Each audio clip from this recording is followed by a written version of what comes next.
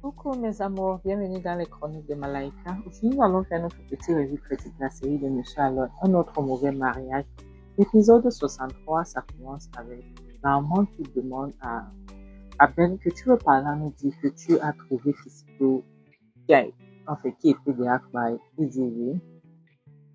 La personne qui est arrivée là-bas avant lui.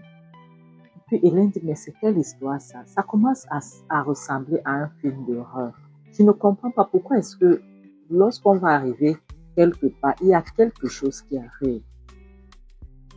Et l'amant demande que vas-tu faire alors? Ben dit, en fait, que la police est déjà sur ça.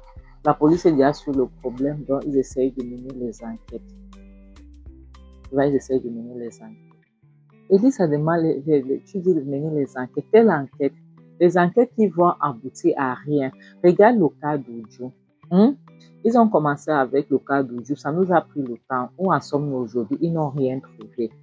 Le cas de Nick, qu'est-ce qu'ils ont fait? Ils n'ont pas pu résoudre ce problème. Maintenant, Kizito. C'est avec Kizito qu'ils vont faire. Ils feront quoi? Ça veut donc dire que la personne qui est en train de commettre tout ce bailleux est trop intelligente. Ben dit oui, la personne là ne connaît que les crimes dans sa vie et elle va payer parce que je sais qui c'est. Et nous tous, nous savons qui c'est. Mais on fait semblant de ne pas connaître. Elle va sauf que payer avec sa vie. Et puis lui, ça dit, voilà, tu recommences encore. Ça ne peut pas être Viviane. Ça ne peut pas être Viviane. Et Ben demande pourquoi. Elle dit parce que voici Viviane qui est à l'hôpital en train de lutter contre la vie et la faille. Elle ne peut pas être deux en au même moment. Ce n'est pas Viviane, ce n'est pas possible. Et Ben dit voilà ce que j'essaie de comprendre. Viviane qui était censée être dans le lit avec son mari, qu'est-ce que Viviane faisait dehors à pareille heure? Explique-moi un peu, qu'est-ce qu'elle faisait dehors à pareille heure? Personne ne l'a vu sortir de cette maison, mais je l'ai retrouvée en route. Qu'est-ce qu'elle faisait là-bas donc à pareille heure? Et puis Hélène dit, attends, Ben, tu peux avoir raison. Alors, m'a dit, oui, j'essaie de voir ça. Tu peux avoir raison, mais ça peut aussi être une coïncidence. Ben dit, non, maman, ce n'est pas une coïncidence. Ce n'est pas une coïncidence. Donc, regarde bien. Ça, Viviane et sa maman sont dans ça. Elles ont baillé Nick, elles ont baillé Oudjou et Kizito maintenant pour trouver leurs traces. Ce n'est pas une coïncidence. Si ce n'est pas elles ont payé quelqu'un, mais ça a quelque chose à y voir avec Viviane et sa maman. Réfléchissez. Et puis Hélène dit, attends, je sais que Viviane est vicieuse, mais très très vicieuse. Elle peut faire tout ça. Mais comment est-ce que elle a été attaquée et puis elle a perdu son enfant? Hélène dit, attends, laisse-moi vous dire. Laissez-moi vous dire quelque chose. C'est parce que tout ça a été planifié. Viviane a planifié ça. C'est un coup monté. Oui, Viviane a planifié tout ceci pour qu'on ne puisse pas la soupçonner. Et puis, Ben continue. Elle s'est attaquée elle-même, oui, ou bien elle a payé quelqu'un pour qu'on puisse infliger ça, ou bien s'est infligé ça à elle-même. Et puis, comme ça, et même l'enfant, pour que l'enfant puisse sortir comme ça, on ne va pas retracer ça sur Nick. La maman dit, attends, tu es en train de dire quelque chose là. Ma maman dit, parce que si elle aura accouché cet enfant, cet enfant allait lui poser trop de problèmes parce que ça allait être la preuve de son infidélité. Ben dit, vous êtes en train de comprendre maintenant. Hélène dit, mais attends, si Viviane a fait ça, ça veut dire que Viviane c'est une démoniaque. Maman dit, c'est un démon. Ben dit, vous voyez, Viviane n'est pas ce que vous croyez. Et puis Hélène dit, oh mon Dieu, ça c'est plus que de la sorcellerie. C'est plus que de la sorcellerie. Ben dit, lorsqu'il s'agit de Viviane, souvenez-vous qu'elle est trop vicieuse, donc tout est possible. Comme ça, tout est possible. La prochaine scène nous montre Viviane qui est dans la rue, en train d'attendre quelqu'un et elle s'est impatientée. Et maintenant, voilà le même gars qui a Nick qui arrive. Il vient lui demander comment est-ce que ça a été. Il dit que c'était bon, c'est fait. Elle dit, j'espère qu'il est bail. Il dit, mais bien sûr, c'est fini. Tu vas aller vérifier toi-même. Elle dit, non, ça va. Elle dit maintenant, le prochain boulot, il dit encore, attends, il demande, est-ce que je t'ai pas payé? Il dit, oui, tu m'as déjà payé. Elle dit que je veux que tu me frappes. Tu me frappes trop, donc tu me frappes à un niveau que ça puisse faire mal. Tu dois me frapper pour que ça puisse être comme si j'ai été attaqué. Il dit, attends, mais pourquoi ça va te faire mal? Elle dit, c'est ce que je veux, faire moi mal. Donc, frappe-moi très fort pour qu'on puisse savoir comment attaquer, ok? Et il dit, ok, ça va faire mal, donc sois prêt. Elle dit, vas-y, frappe-moi. Et maintenant, ça montre, la prochaine scène montre que c'est Viviane qui faisait un flashback et qui racontait ce qui se passait. Pourquoi est-ce qu'elle a été hospitalisée? Elle racontait ce qui se passait à sa maman. Sa maman demande, tu es malade? Est-ce que tu es normal? Je sais que tu as toujours été toc-toc, mais je ne savais pas à quel point tu étais toc-toc. Mais c'est que tu pouvais bailler en faisant ça. Pourquoi est-ce que tu as fait ça? Mais qu'est-ce qui ne va pas avec toi? Et puis ma maman dit que, mais Viviane, ça c'était la limite. Comment est-ce que tu as pu faire ça? Mais attends, pour que tu puisses te infliger ça, ça veut donc dire que ça ne se limite pas là. Tu as un gros plan. Puis tu as quelque chose qui va arriver dans l'avenir. C'est quoi le plan? Viviane dit, bien sûr. Pour que je puisse aller jusque-là, il faut comprendre que j'ai quelque chose qui est en train de se planifier. Et puis elle dit, explique-moi alors, c'est quoi le plan? Viviane dit, maman, tu es ma mère. Tu es ma mère, je t'aime tellement. Mais je ne peux pas te dire. Ok? C'est un petit secret que je préfère garder. Lorsque j'aurai fini, je pourrais te le dire. D'accord? Mais maintenant, je préfère garder ça pour moi. Ah, je veux frapper cette famille tellement fort, si fort que leurs têtes vont tourner. Ils ne vont pas s'en remettre. Donc, pour l'instant, maman, calme-toi. Calme-toi, je dirais, mais pas maintenant. Maman dit, dans ce cas, fais en sorte qu'on ne puisse pas t'attraper. Parce que si on t'attrape, je ne serai pas là. Ne laisse pas les preuves. Moi, je ne serai pas là. Elle dit, maman, ce n'est plus une nouvelle. Je te connais, tu es ma mère. Si je me retrouve dans une situation pas très catholique, je sais que tu ne pourras pas me défendre, tu ne serais pas là pour moi, tu vas m'abandonner. Je le sais, maman, t'inquiète, je gère la situation, d'accord? Ne te dérange même pas, je ne pense même pas, je ne compte pas sur toi, maman. Tu es censé le savoir, non? T'inquiète, maman, je le sais, je gère cette situation.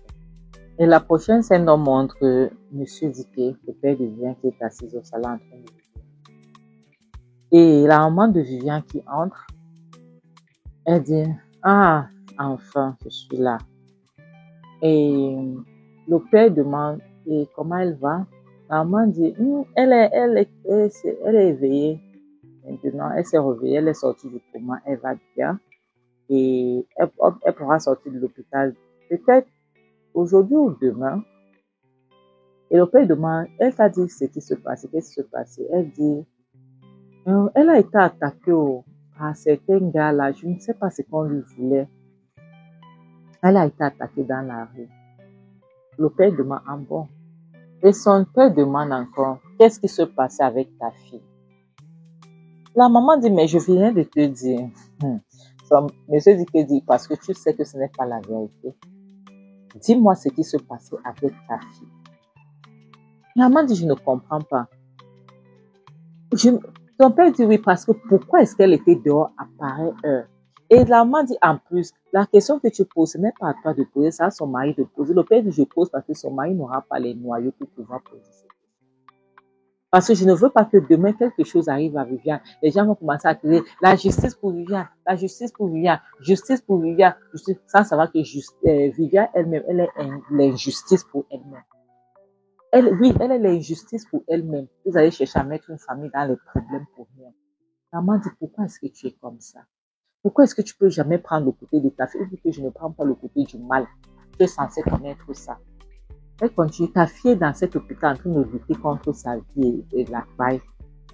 Au lieu de la croire pour une seule seconde dans ta vie, tu es là, tu ne passes qu'à son insincérité. Pourquoi est-ce que tu es comme ça? Pourquoi est-ce que tu fais toujours cela? Pourquoi fais-tu ça?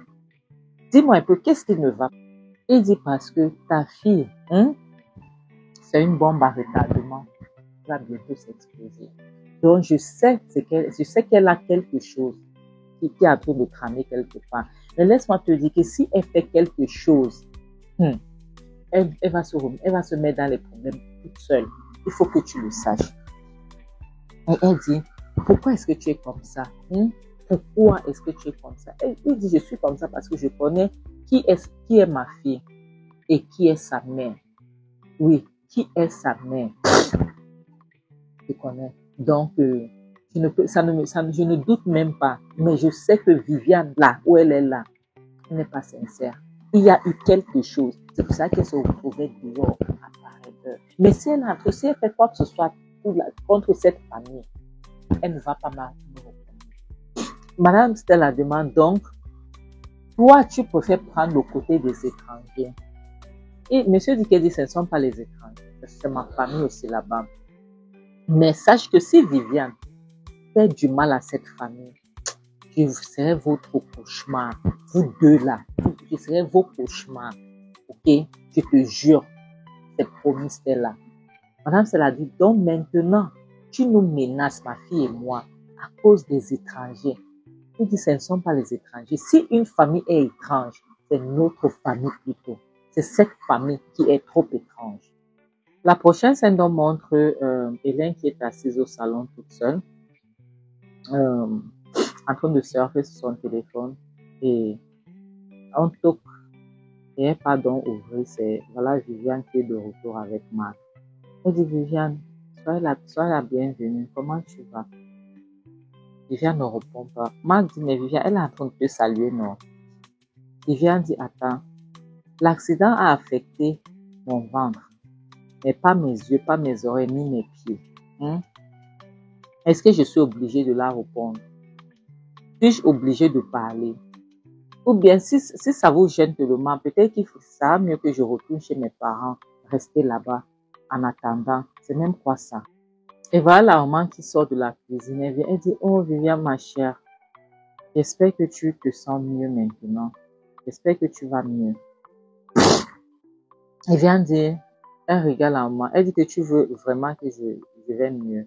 Maman dit, mais oui, ma fille, bien sûr, ma chère. Elle dit, dans ce cas, bye alors. Tout le monde crie, Viviane. Hélène se lève pour aller la frapper. Elle dit, je me sens pas bien, non, je me sens pas bien, non, que personne ne me touche, je me sens pas bien. Et m'a dit que tu ne te sens pas bien, mais tu souhaites la paille à la maman. Mais qu'est-ce qui ne va pas avec toi, Viviane? Et puis Hélène lui dit que la seule raison pour laquelle je ne te renvoie pas dans ce lit d'hôpital, c'est parce que tu viens d'y retourner. Mais si tu veux retourner maintenant, souhaite encore la paille à ma mère juste une seule fois. Et tes futures factures d'hôpital, sera bien payées.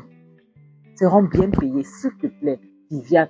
Une seule fois, ce ne reste qu'une seule fois. Souhaite encore la paille à ma mère. Et je vais te montrer de quelle voie je me chauffe. Et puis elle dit, attends, donc tu vas rester là-bas. Je suis traumatisée. Tu vas rester là-bas, laisser ta soeur me traumatiser. Dans cet état traumatique dont je suis. M'a dit, donc tu es traumatisé, mais tu viens à peine d'arriver, tu commences les problèmes, tu veux traumatiser tout le monde, n'est-ce pas? Donc dégage là, laisse-moi passer. Et puis passe, il monte les escaliers, va. Et puis il vient dire, attends, maintenant, tu es en train de éprouver du plaisir en me frappant, n'est-ce pas? En levant les mains contre moi. Ah, fais-toi plaisir, Hélène. Fais-toi, parce que d'ici peu, tu n'auras plus les mains pour lever contre moi. Parce que ce que je veux vous faire, vous allez souffrir. Vous allez souffrir. Elle se retourne et monte les escaliers. La maman dit, Hélène, nous sommes en train d'ignorer l'état d'esprit de cette fille. Nous devons faire très attention parce que cette fille n'est plus normale. Hélène dit, maman, tu as raison, elle n'est plus normale, mais quelque chose ne va pas avec Viviane. Parce qu'un être humain ne peut pas être aussi démoniaque que Viviane. Et Hélène dit, je me sens comme une femme folle qui est en train d'essayer de convaincre une folle qu'elle est folle. La maman dit, mais attends, je vois maintenant, attends, tout ce que Ben m'a expliqué tout à l'heure là, je pense que Ben avait raison. Je pense que Ben avait raison. Hélène dit, maman, Ben avait raison, Ben a toujours raison. Ben ne parle pas pour rien. Et Ben ne raconte pas n'importe quoi. Et la prochaine scène montre Ben qui est au bureau. Elle est en train de regarder certains documents. Et voilà l'avocat le même avocat du diable, là, qui avait trafiqué le testament avec Marc, il entre dans son bureau. Et puis, il ne dit même pas bonjour, hein. Il dit, jeune homme, c'est quoi cette histoire? Tu m'as viré, j'ai été licencié, pourquoi? Et Ben dit bonjour à toi aussi. Il dit, pourquoi est-ce que j'ai été licencié? Ben dit, lorsque tu entres dans mon bureau, je suis toujours le PDG de cette entreprise. Tu dis bonjour avant de me parler. D'accord? Tu n'entres pas dans mon bureau, tu me parles n'importe comment. Et oui, j'ai le droit de te licencier. Je suis toujours le PDG de cette entreprise. Et puis Ben demande, ne vois-tu pas que c'est... En fait, j'aurais dû le faire plus tôt. C'est parce qu'il y a eu trop de problèmes que j'essayais de résoudre. Que sur ton histoire là, je n'avais pas le temps, mais maintenant je suis de retour. J'ai le temps pour toi. Donc, s'il te plaît, tu libères mon bureau et tu libères mon entreprise. Et il demande Ben juste comme ça.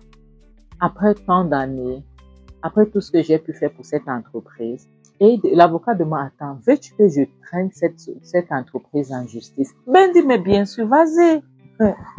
S'il te plaît, vas-y.